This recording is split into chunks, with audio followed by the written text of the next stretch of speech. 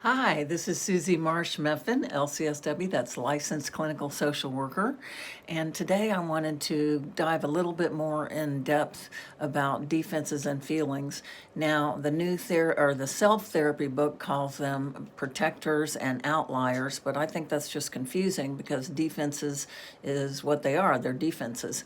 The cognitive behavioral style of therapy calls them errors in cognitive thinking. Well, that's true, that's what they are, but it's just too big and just a little bit too much. So we're going to talk a little bit about defenses, and if you will get out a pen and paper, you can identify what types of defenses that you use and what type of a defender you are. And breaking that down is what helps you to learn how to communicate better, to express your feelings on a much better way. So again, those of us that say, well, I feel like you don't understand. That's not a feeling, that's a thought. I feel like you don't understand and it makes me feel sad. Doesn't make me feel upset, because upset is no feeling. Upset is a combination of what? Anger, sadness, irritability, which is anger, anxious, which is fearful. So if you go to use those big feelings, sad, mad, glad, afraid, guilty, ashamed, those 6 feelings, then you will definitely be much, much closer to communicating better, because upset can be anything. And sometimes you're feeling 3 feelings all at once, and that's when it gets confusing or difficult. But let's start with the defenses. So if you got a pen and paper, number 1 through 5, and just write down number 1 and then A, B, or C, or D. Just don't overanalyze it. Just go with what's on the top of your head. And this is how we decide if we're a hit or run defender. Number 1, with apologies to Dr. Nikki J. Monty, stuck in the story no more.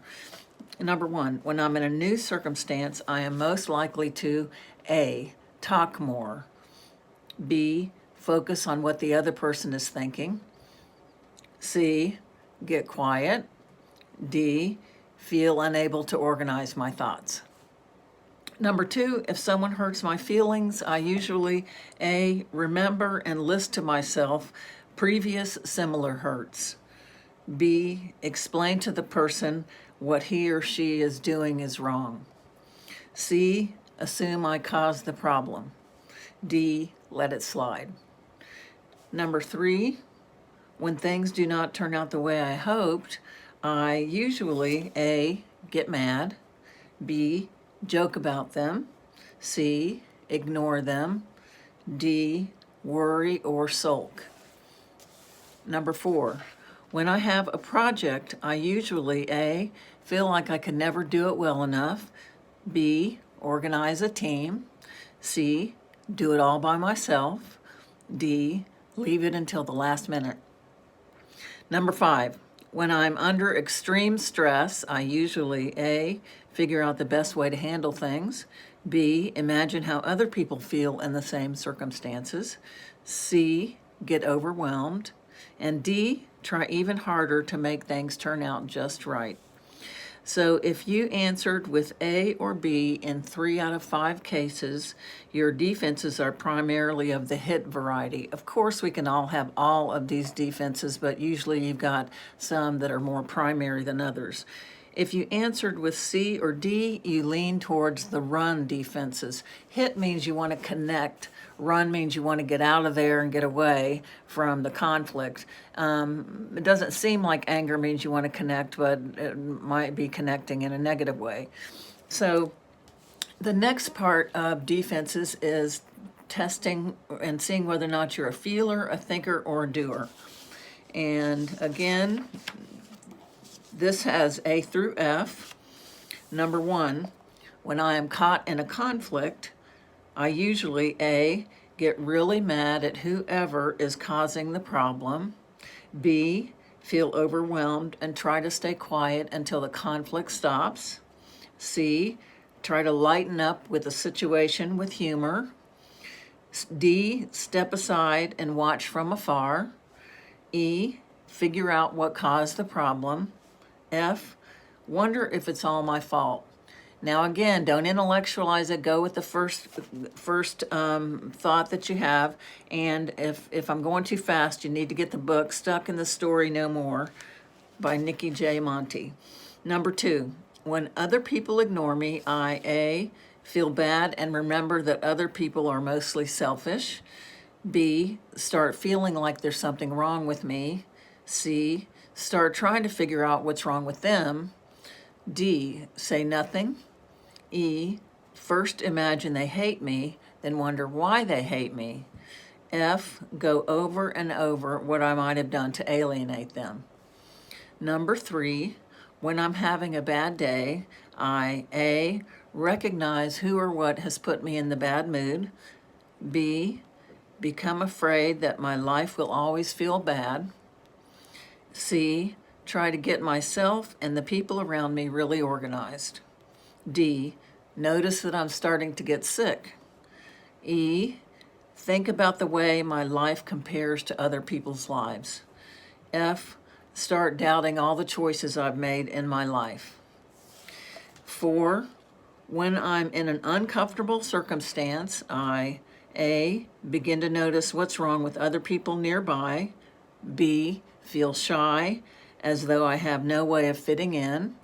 C, get really talkative. D, avoid whatever is making me uncomfortable by doing something else. E, act as if everything is fine. F, start thinking about something more pleasant than the circumstances I'm in. And if you answered yes to A or B in 3 out of 4 cases, your defenses are likely operating towards feelings. If you answered yes to C or D, you're operating more towards doing. And if you answered yes to E or F, you mostly employ thinking. I had a little bit of a mixture, and there's some defenses that I've grown out of and some that I can get rid of a little bit quicker than I used to after therapy and recovery. So you now have hopefully found out whether you are a hit or run defender and whether you answered that you are a feelings person, a doing person, and a thinking person. So the future of this is if you learn what your defenses are, there is a much better way of working on conflict and issues that are difficult. And if you are prone to knowing what type of defender you are, you can do things like write about it, try doing the opposite, try remembering some of the earliest times you began to use that defense. I think I talked about a conversation with my mom once that let me realize when I began to have anger as a defense and not trusting people. And an early event with my dad that made me feel jealous that then continued with men, and insane jealousy, just really, really angry jealousy. And it was just a little incident, very minor really, with my sisters and I were at the swimming pool in Thailand, Chao Phraya Hotel, and my father was talking to another little girl, and here 4 of us are right there, and he's talking to this little girl, and all of us were looking at each other like, well, he doesn't talk to us. My dad was very quiet and very passive. So later on, I began to be jealous, and I'm so happy that that defense is gone. Anger sometimes can still pop up, but knowing the first time I had that defense has really helped it to get easier for it to go away. So that's my short story on defenses. Again, I want to tell you to write this down: sad, mad, glad, afraid, guilty, ashamed. Many times, if I am working on a defense, if I can identify the feeling, like with my dad, the feeling was jealousy, and that was covering up hurt, and probably anger, but mostly it was hurt. So taking a look at that, and again, you're going to have sometimes 2 or 3 feelings at once, but one of them might be stronger than another. But then that gives you a way to break out of it as an adult. when I was practicing breaking out of this defense that I used when I was in college of letting my anger out in a bar by bumping into men and trying to make my husband not have a good time when we would go out dancing, my favorite thing to do, and just ruin our night, which was a defense I learned from my mother. So I would slowly work on trying to use my higher power to help me be willing to not use that defense. Willingness is the first step to breaking that habit. First of all, the first step is knowing and acknowledging that you have the defense. The second step is being willing to change it. And for me, I usually use my higher power or universal energy or Christ, whatever you choose and whatever your higher power is. And then I ask my higher power to help take that away from me. And after a while, I practice not having that defense, and after a while it goes away. It's called acting as if. Acting as if is a very valid way of breaking a defense. And especially if you think that having fun and going out and enjoying yourself with your partner, being angry for no reason, that's not the same as being, let's say, battered and being angry at your partner. So that's not using anger as a defense. That's an appropriate place for anger. So number one, usually the feeling is way out of the size that the appropriate size that the situation demands, and that's when you know it's old feelings. And number two, it's not helping you explore and communicate, it is making it worse. So in all of these situations, it's really easy for me to talk to my husband. In all of these situations, I told him about what happened, and I also promised him that I wanted to work on this and that he would see a change. Now, it's easier when you've been doing this for, 37, 38 years, practicing it for it to get better in a couple of weeks, and it did. Both of those got better. But for me, making it very intimate with the other person is a very, very important step. You know, so many people come to me and say they want more intimacy, but they say, I'm not going to confide in this person. I'm not going to tell him. He's going to think I'm weak or I'm stupid.